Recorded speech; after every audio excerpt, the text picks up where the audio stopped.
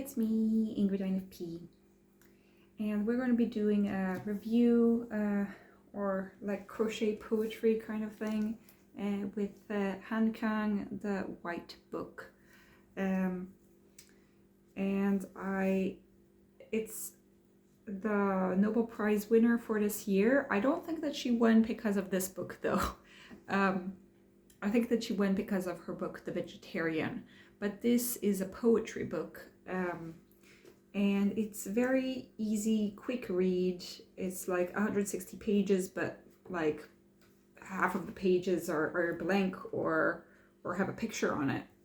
Like this kind of picture. Just some lady grieving in a white room. I enjoy this book, this collection, this poetry collection. It's about white things and everything white, from snow to death, to birds, to butterflies, and just the feeling of disappearing, the feeling of grief. She talks about miscarriage, or not miscarriage, but infant mortality, so just trigger warning. She talks about war. I'm not sure about the history. I know that she lives in Seoul, but I don't know more about Han Kang. Maybe I should have researched a bit more, because it seems like she lives in a town that has been destroyed by war.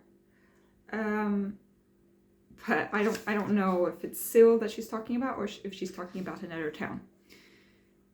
She talks about how her mother, basically her mother lived in a small village and gave birth to her sister, and then her sister only lived 2 hours and then died. And basically Han Kang would only have been born is only born because her sister died.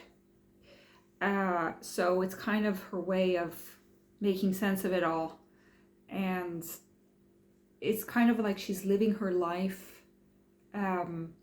not like doing things for this sister that she never met and that never got to actually live. And everything is so pure because it hasn't been experienced.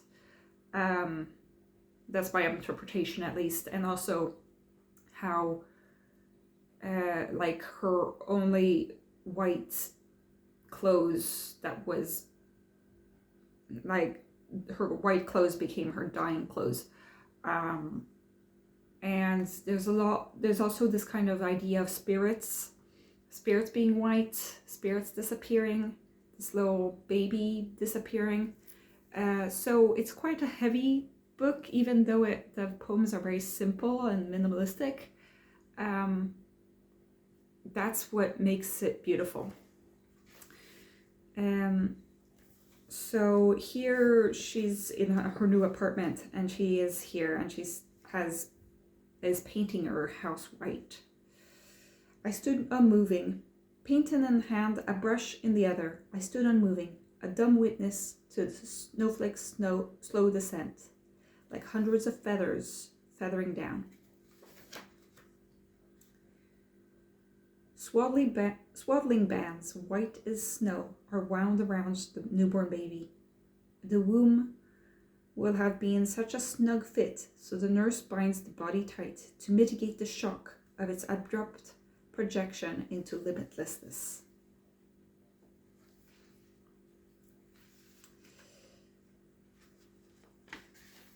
And then she talks about this baby. So when my mother said white as a rice cake, I realized she meant a rice cake before it is steamed. A face as startlingly pristine as that. These thoughts made my chest go tight, as though compressed with an iron weight. At times my body feels like a prison, a solid, shifting island, threading through the ground. A sealed chamber carrying all the memories of the life I have lived, and the mother tongue from which they are inseparable. So that it seems the place I flee to is not so much a city on the other side of the world, as further into my own interior.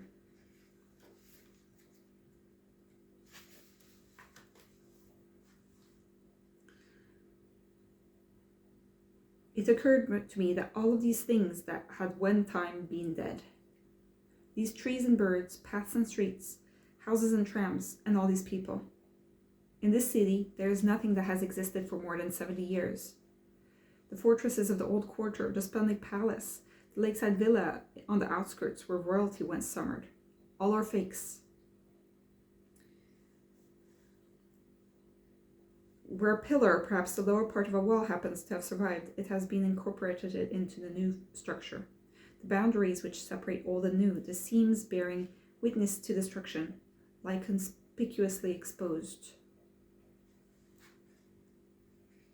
And she talks about the baby, a person who had met the same fate as that city, who had at one time died or been destroyed.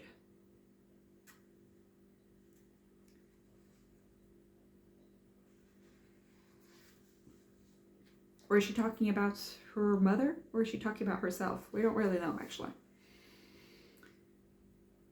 By my mother's first child, who had lived just 2 hours, I would have been utterly oblivious, because the girl never had learned language at all. For an hour, she had held her eyes open, held them in the direction of our mother's face, but her optic nerves had never had the time to awaken, and so the face had remained beyond reach. For her, there would only have been only that voice, "Don't die, for God's sake, don't die." Unintelligible words, the only words she was ever to hear.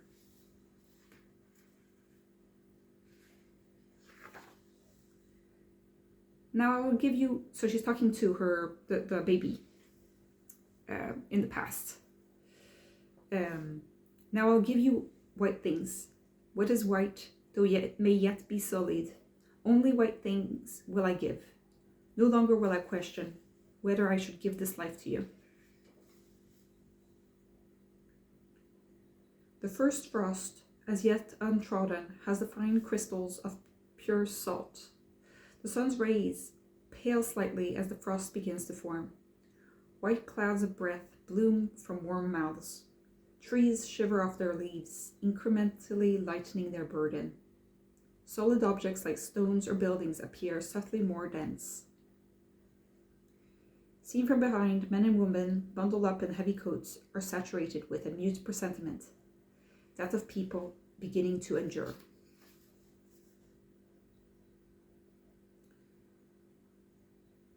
Then she's talking about the wings of a butterfly that is now dead. Only a little tide is needed now, and the whiteness will leave those wings completely. They will become something other, no longer wings, and a butterfly will be something that is no longer butterfly. Then she talks about the sea. Each wave becomes dazzlingly white in the moment of its shattering. Further out, the tranquil body of the water flashes like the scales of innumerable fish. The glittering of multitudes is there.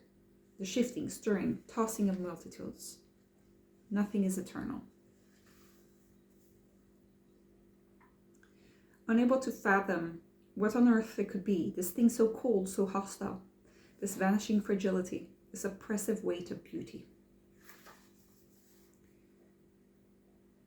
On cold mornings, that first white cloud of escaping breath is proof we are living, proof our body's warmth. Cold air rushes into dark lungs, soaks up the heat of our body, and is exhaled as perceptible form, white flecked with grey. Our lives' miraculous diffusion out into the empty air. And she talks about the dream that she has about birds. In the dream, the white bird is very close, so close it seems she could reach out and grasp it as it flies forwards, beating his wings in utter silence, the sunlight slanting off its feathers. Gliding through the air, eternally unvanishing, its dazzling wings fanned out from the sides.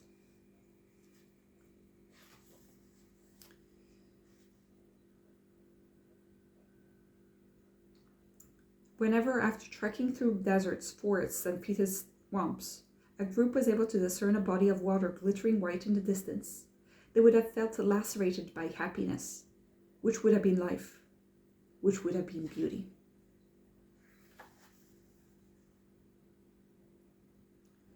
And she frequently forgot that her body, and all bodies, is a south of sand. They had shattered and is shattering still, slipping stubbornly through her fingers.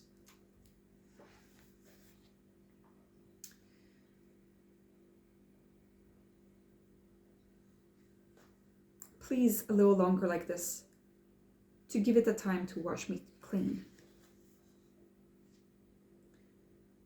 There was a time when she had answered trembling. Before turning back from them, she asked herself, do you want to go on? To push forwards? Is it worth it? There was a time she had to answer, trembling, no. Now she walks, holding any answer in reserve. She leaves that semi-frozen march between dreariness and delicacy. As she walked, she imitated the steady gait of one who had never been broken, a clean cloth veiling each unstitched place, doing without farewells, without mourning. If she believes that she has never been shattered, she can believe that she will be shattered no more.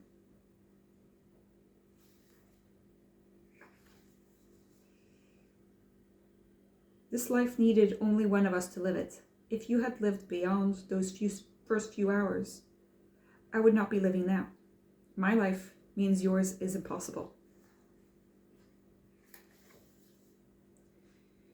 The baby's gown became a shroud. Her swaddling bands became a coffin.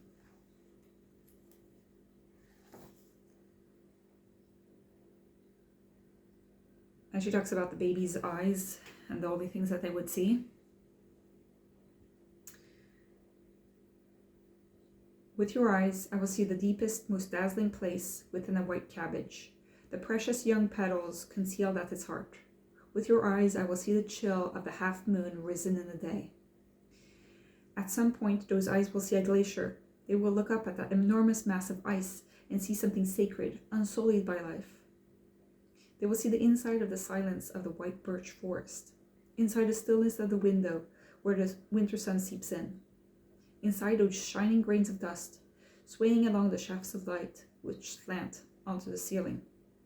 Within that white, all those white things, I will breathe in the final breath you released. And that's how she ends this poetry book. So I really recommend this book. It is quite an experience, a very short experience, but quite intense. Simple wording, beautiful, makes you think. I don't really know what to think, but I really recommend this book. I would also recommend this other book that I have just finished called The Idea of the Brain by Matthew Cobb. It's, I would say, a reference book about the history of neuroscience. The last third or quarter of the book were a little bit too difficult for me, but I think that the rest of it is very accessible to even somebody who is not a neuroscientist. I would say maybe you need to have some kind of basic knowledge of biology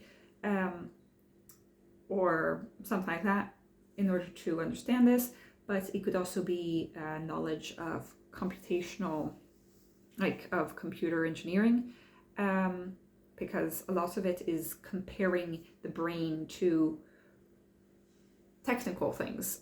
So I really recommend this book.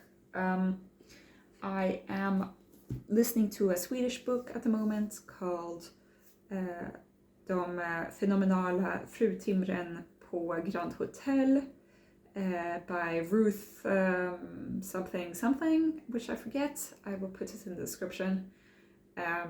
it's a Swedish book, but it is really good. It's kind of like Downton Abbey, but in Sweden, in Stockholm, at the Grand Hotel. It's historical fiction about the 1900s. So I think that I'm starting the year well with my books. I also have this book that is The Autism-handboken by Katarina Sörngård. I'm thinking of maybe doing book review of this, going through the different chapters. This is going to be a little bit more like my ADHD, where I go through kind of a CBT handbook, except for autism. Many things I don't agree with in this book, which I will take in a video, but also some things that might be useful. So tell me what you guys think. Are you interested in that kind of video? I don't know. Do you want me to focus more on doing crochet poetry? Because I'm not really doing the crochet in this video. Or if you want me to review other books. Have a great day, everybody. Bye.